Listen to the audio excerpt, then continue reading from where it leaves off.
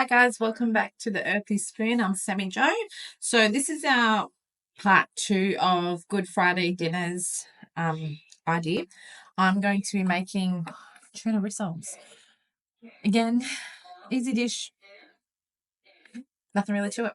So what I'm going to start off doing is I've got 3 big potatoes. So I'll peel them, put them on the stove to boil and dice up 2 onions. Again, I will be putting the recipe down in the section below, and I can also maybe do a link. We'll gauge that.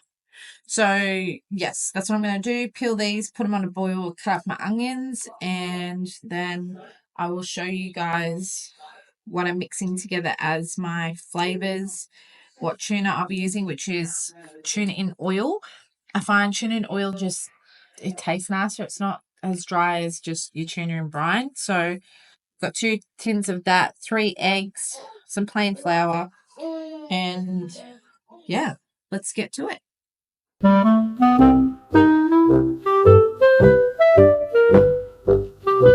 Okay, now that we've got the spuds on the stove, what I'm going to do is dice up these onions quite small because I don't want them to be chunky in the rissoles.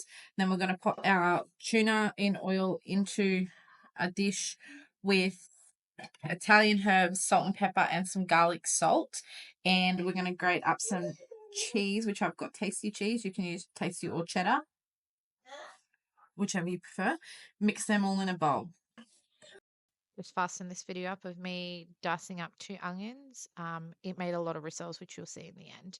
Just dicing them up quite small so you don't really feel them in the rissoles. What's wrong? Good Lord. Okay. Then you can open it. Now, it was actually at this point I realized that the box with my can opener in it went to the tip when I moved.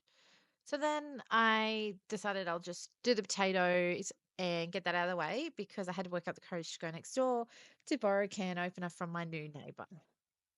I've opened my tuna in oil. There's a lot of oil in it. So just drain that out because you don't want all that in there, else it's going to be way too runny. Okay, so what we're going to do now is we're going to put our tuna in with our onion. Now, like I said, I have 2 cans of tuna.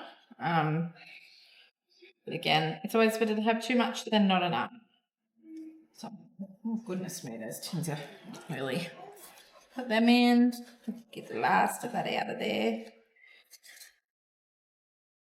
Now I'm going to put my mashed potato in with it because this is our full mix. So this is going to be what makes our rissoles.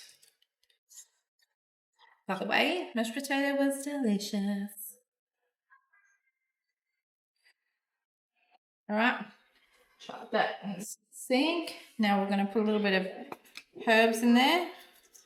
I use Italian herb, but you could probably use dill because I feel like dill would be nicer, but I don't have any, so Just thought I'd check, see if there was actually dill in my mixed herbs, but it wasn't a big deal that there was none in there. this is garlic salt. I'm just going to put a little bit in there. Not much, like literally just the littlest shake. Some salt and some pepper. Now, you don't have to put the salt and pepper if you don't want to, but you'll be missing out if you don't, really. Now, let's mash that up because that tuna is a little bit chunky. So, it smells so good. Yum. Mix it around. You want to really get in there. You want to really have it all blended in properly. Sounds like, I don't know if you can hear it, but it sounds like wet. But like I said with the tuna, you can use tuna in brine, but I wanted to use tuna in oil because I wanted it to be, well, I didn't want the chance of it being dry, really. Okay. Now I'm going to get my tin. I'm doing a spray. I'm just going to make a little bit of room here. So I'm going to come back. I'm just going to set up and then I'll come back. So now that that's mixed up, I just realized that I forgot to put my cheese in. So I put half a cup of cheese in. Tasty cheese, shredded. Mix that around.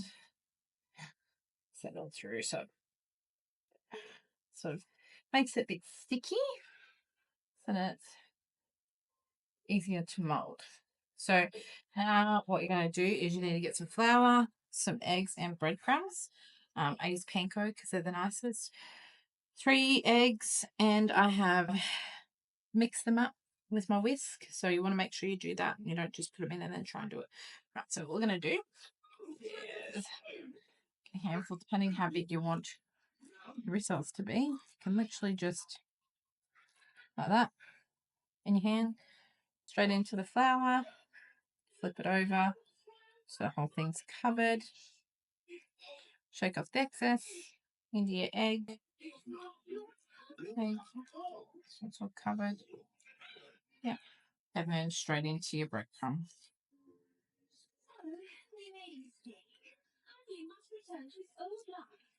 It's just falling apart for some reason. So I'll make mine into a little ball, I guess, and then I can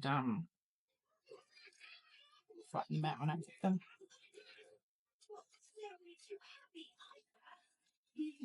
And then straight into your tray. Okay. It's quite a messy process, but these are the tuna rissoles. So what I'm going to do is put them in the fridge now, covered until dinner time, and I'll come back to you guys with photos of it cooked.